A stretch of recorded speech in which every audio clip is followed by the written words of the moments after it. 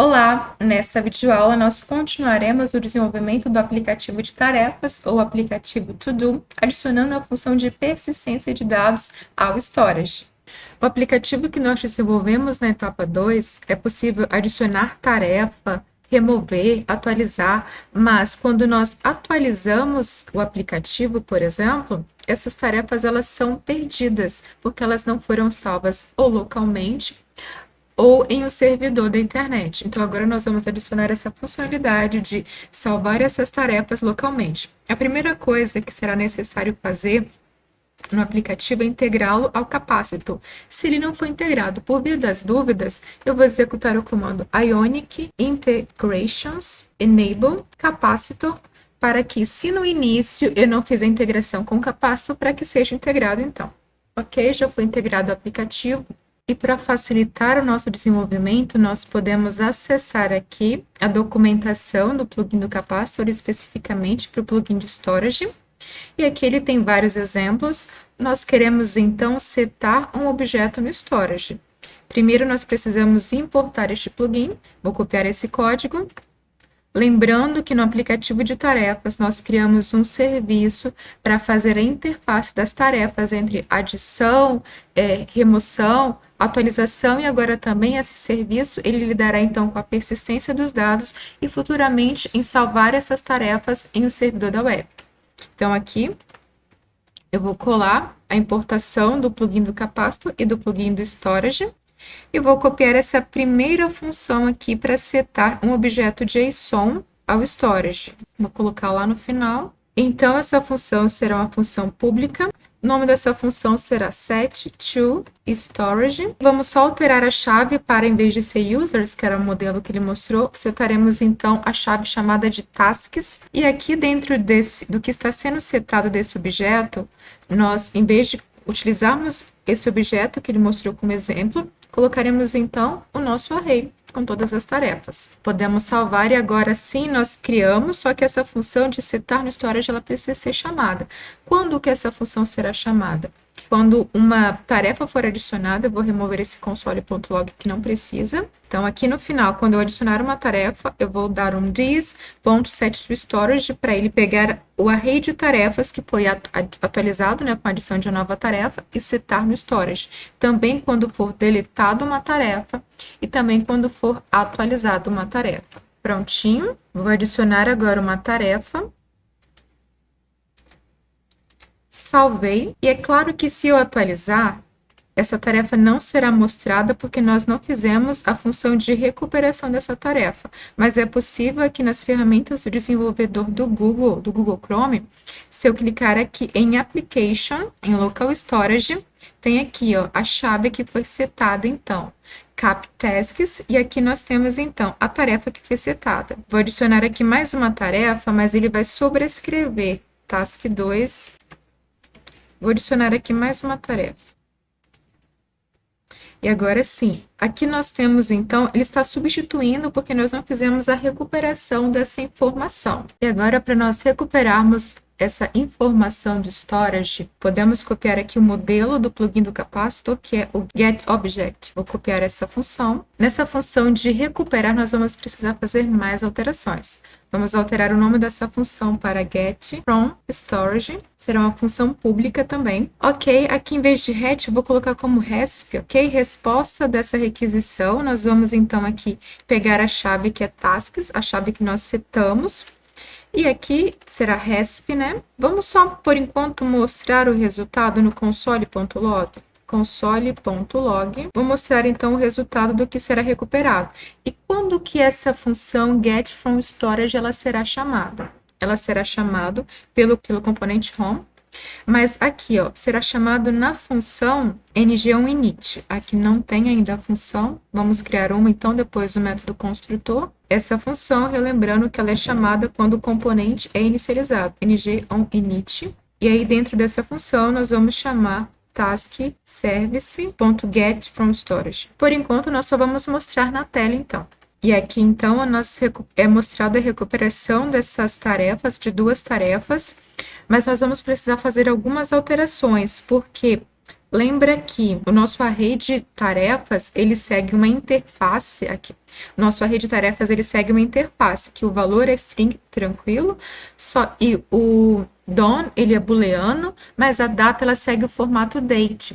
Só que quando nós salvamos, ele só salva no formato de string, a data. Então, nós vamos precisar fazer alguns tratamentos para corrigir esse erro. Então, vamos começar. Uma opção seria alterar o formato da nossa interface aqui de date para, por exemplo, string, mas a gente vai fazer o método mais difícil para depois, se quiserem utilizar como string, é bem mais simples. Então, aqui nós vamos fazer o seguinte, essa informação recuperada do JSON.parse, ela pode ser colocada em um array. Então, nós vamos criar aqui um array temporário, vou chamá-lo de temp tasks, que é de temporário tasks, ele seguirá então o formato de qualquer coisa, mas é um array, e ele receberá então o conteúdo desse json.parse resp value. E aí nós precisamos fazer algumas checagens. Por exemplo, pode ser que o temp tasks ele não seja preenchido esse array, porque se o JSON, por exemplo, ele não tiver nada no storage. Então aqui nós precisamos fazer a checagem se o temp tasks é diferente de null. Só para eu mostrar então para você, deixa eu colocar aqui fora o resultado, console.log temp tasks. Só para mostrar para você que ele pode retornar um valor null, então nós precisamos fazer essa checagem. Para isso também eu preciso remover aqui do application toda essa informação que foi salva no storage. Vou reiniciar aqui a aplicação, porque na verdade o método ng-init ele é chamado quando esse componente é inicializado, então perceba que ele retornou null. Então, é preciso fazer essa checagem. Vou remover aqui, então. E aqui dentro, nós vamos fazer o que agora? Nós vamos fazer uma iteração para que nós vamos, então, pegar cada posição daquele JSON que ele foi copiado do storage e nós vamos adicionar novamente no array list.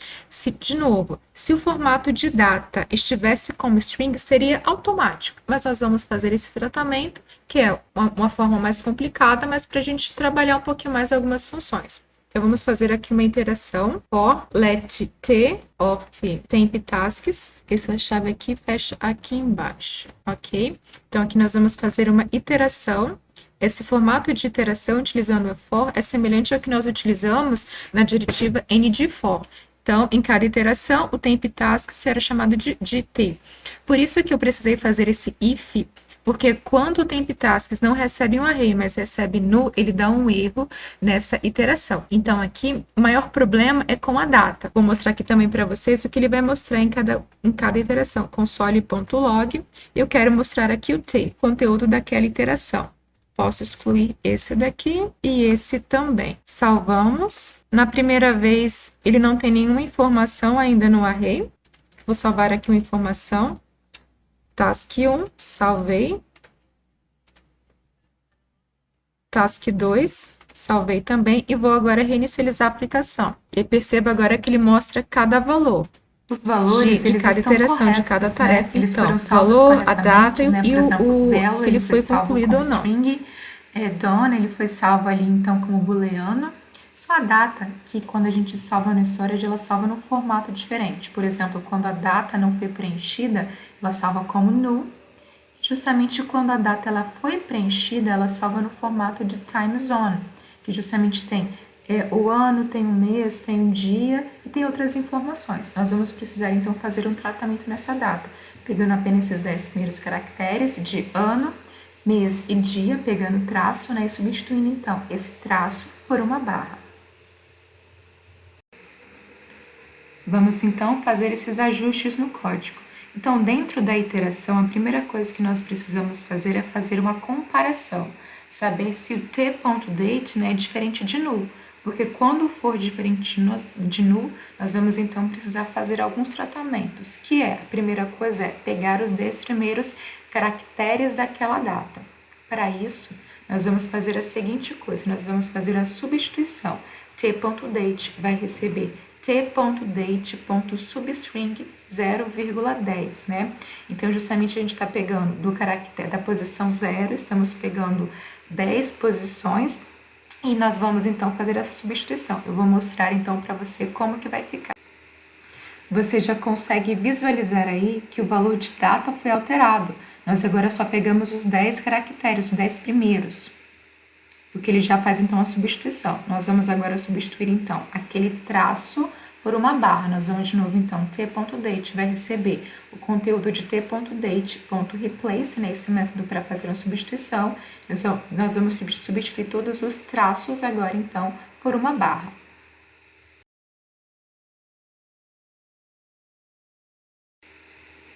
E se esse if, né, não for então satisfeito, quer dizer, se a data for igual a null, nós vamos então fazer a data receber o valor de vazio, porque para nós criarmos um objeto de data, a gente não pode ter o conteúdo de null. Vamos salvar então esse conteúdo do if e do else e vamos ver então o resultado. Perceba que agora então a data onde estava null está como vazia e a data onde tinha então ali um formato de timestamp foi substituído então. E agora que a data foi corrigida, nós vamos então copiar lá da função addTask essa opção em que nós criamos uma nova tarefa e também essa opção embaixo em que nós adicionamos uma tarefa ao array. Vamos colar então fora do if e do else, mas dentro de cada iteração. E vamos fazer as devidas alterações, em que nós estamos criando uma tarefa temporária, né, para que ela possa ser inserida ali dentro do array. E substituir o value por tValue, a data então por essa t.date, né, que nós acabamos de fazer o tratamento.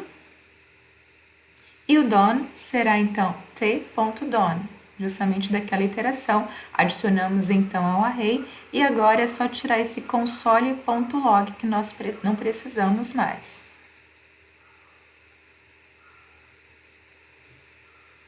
Vamos salvar então e agora ver o resultado, ver se essas informações elas estão sendo então trazidas ali, justamente se elas estão sendo trazidas então do storage. Vou atualizar a aplicação somente para verificar, vou adicionar mais uma tarefa.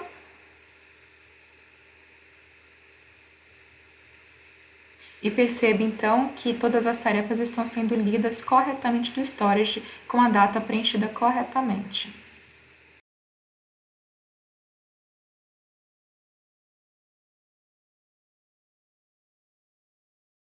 Só tem uma coisa que não está sendo salva. Eu vou aqui, por exemplo, excluir, para a gente ver se nós estamos excluindo qual a tarefa 1. Vamos ver se, atualizando o aplicativo, ele manterá essa informação se a tarefa 1, ok, a tarefa 1 não está. Mas tem uma coisa que ele não está salvando. Por exemplo, aqui eu vou colocar a tarefa 2 e a tarefa 3 como concluída. E vou atualizar e vamos ver, porque essas tarefas deveriam aparecer na aba de concluídas. E elas não estão aparecendo. Isso por quê? Porque quando nós atualizamos uma tarefa, aqui em homepage.html, em Ion Checkbox, nós não tem nenhuma função que ela é executada quando essa tarefa ela é clicada. É claro que ela já está sendo relacionada com a init modo, ela aparece corretamente, mas a gente precisa adicionar aqui um evento de Ion Change para ser executado quando essa tarefa, quando for clicado nesse checkbox, quando ao ocorrer alguma alteração aqui nesse checkbox. Então, quando ocorrer uma alteração, o que nós vamos chamar? Task service.set to storage. Ok, vou copiar essa informação do Ion Change e colocar lá embaixo também, porque esse daqui nós alteramos só para o pend, né, para as tarefas que ainda estão pendentes, mas vamos fazer essa alteração também para as tarefas que foram concluídas. Vou colocar essa informação, então. E agora sim, quando nós fizermos alguma alteração na tarefa, por exemplo, eu vou colocar aqui a tarefa 2 como concluída. Atualizo, agora sim a tarefa 2 permanece como concluída. Eu vou clicar, né, para que a tarefa 2 volte a estar pendente e está então tudo funcionando corretamente. Finalizamos então o desenvolvimento do aplicativo de tarefas, adicionando a persistência de dados ao storage local, de forma que é possível então salvar e recuperar os dados ali. Você deve ter percebido que a utilização do Ionic com o Capasso facilita muito a vida do desenvolvedor. Mas é claro que também nessa videoaula eu entreguei tudo mastigadinho para você. Quando você for desenvolver a sua aplicação sozinho, provavelmente você irá se deparar com muitos erros, como nós resolvemos aqui alguns erros também que passaram despercebidos.